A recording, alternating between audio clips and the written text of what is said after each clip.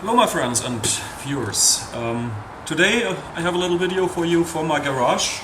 Unfortunately, if you would look that way, you would see outside and see that it's pouring down, raining right now, only 5 degrees. So not really nice riding weather and also not nice to film outside. But what I want to talk about today is the wind protection of the Africa Twin. The little screen in the front actually does quite a good job. When I bought the bike, I was first riding it with a full face helmet, a flip-up helmet, I think it's a Shoei. No problem at all, very smooth riding even at motorway speeds. Things changed dramatically once I got one of those helmets. Dual sports helmet or adventure helmet which has a shield in the front. And I've actually had the same problem with my old Uwex helmet and with this Bell helmet. As soon as I put on that one with the shield, everything is fine at low speeds, 50, 60 kilometers an hour, 70 kilometers an hour, okay. But if you get up to motorway speeds, 100, 110, it starts shaking so heavily, really badly, so that I would get really a bad headache after less than an hour. So something is wrong here. And first I thought, since I'm 1.71 m, I normally have the problem with all motorcycles that I need a lower screen so that the turbulences that the edge of the screen produces get lower down about here and not up on the helmet. So I tried that, and really if I lift me up a little bit it gets better, but still this wasn't really a solution. And then I've started reading in a German adventure forum about the same problem which other people had encountered with this kind of helmet, and it's actually not the screen that is causing it. There's interestingly an airflow coming from behind the fork.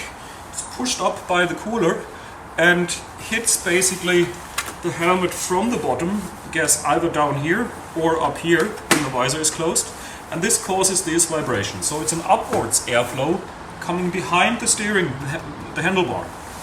So what I've come up with is this easy solution. First thing I got was, considering you need to cover this hole here somehow, but you do not want it to block somehow the steering. So you need some material which is flexible. Some people tried experimenting with putting foam parts in here, but I find this suboptimal and it doesn't look very nice. So I had the idea, a rubber shield on the top. So the first prototype I did was just taking an old inner tube, wheel tube, cutting it up and cutting it in the size here and using the 4 attachment screws for the front fairing to fit that. First test, really promising, worked perfectly, it was a smooth ride, but it didn't look that nice.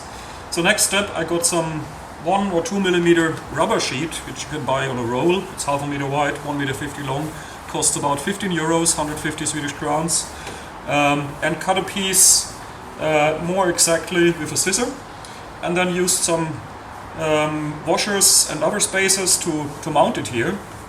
You need to punch the holes with a punching tool so that you don't have any edges there, and then just with a slight tension put it over here, and surprise surprise, perfect smooth ride. The handlebar can still move.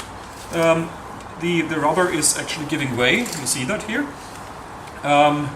It's high enough so that only the handlebar mount but not the fork crown is touching the rubber, so it doesn't need to give that much way, and you see it's quite flexible.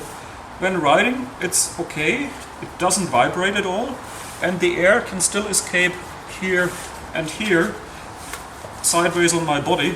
So now I have a perfectly smooth ride even with a dual sports helmet. So my tip of the day, get this thing covered here with rubber and you will experience a complete new level of comfort on the Africa Twin.